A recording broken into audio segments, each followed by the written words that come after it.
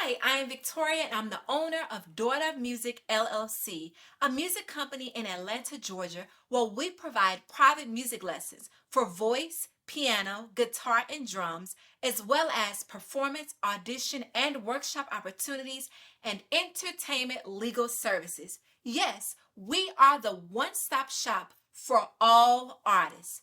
Thank you so much for tuning in to my podcast, Note to Note.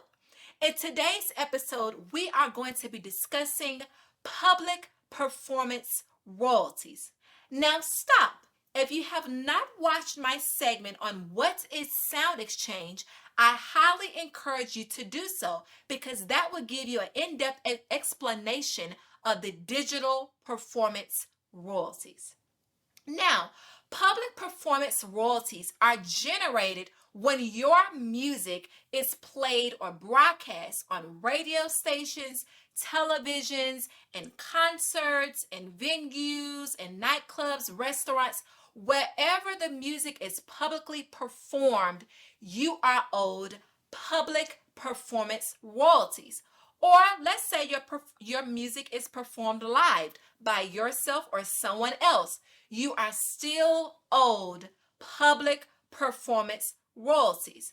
Now, I know you're a busy artist and you cannot manage or track those public performance royalties. So first, do note that in order to copyright a song must be copyrighted in two parts. The master recording, which is normally owned by the label or the independent artist, as well as the underlying musical composition, which represents the writers and publishers. With that being said, that is still applicable to the public performance royalties. So if your music is publicly performed, then those specific venues or the radio stations, they will be issued a blanket license and they must abide by that legal contract in order to pay your performing right organization. And what I mean by the performing rights organizations, if you are a U.S. writer, that is applicable to ASCAP, BMI, and C-SCAN. So all of those are very important. So when your music is publicly performed, the blanket license automatically is in agreement with the PROs, and that way those specific PROs separates and pays those public performance royalties to the copyright owner, which it could be the label or the independent artist, as well as the recording artist. So if you notice that your music is being publicly performed, do not fret. As long as you're signed up with the PRO, there should be no worries. You are going to get paid public performance royalties. However, if you are not, first, if your music is not copyrighted, then if you are not signed up for a PRO, these are the necessary steps that you must take in order to receive royalties that are outstanding for you.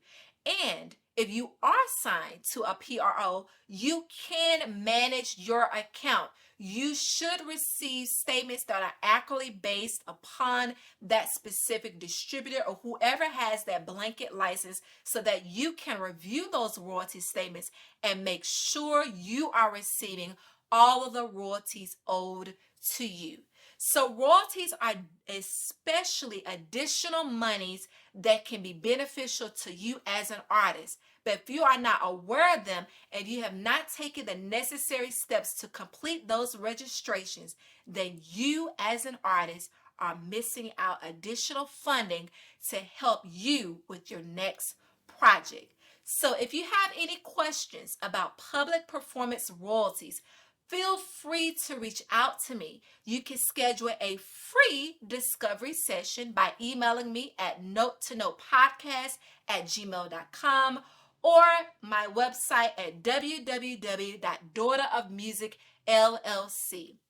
In our future episodes, we will discuss different record royalties if you are assigned to a record label, as well as those mechanical royalties. I am giving you all of this information that I have learned as a legal professional and an artist. So take this information and utilize it, and don't forget to share it as well as like, subscribe so that you can learn additional knowledge. Thank you so much, and always have a wonderful day.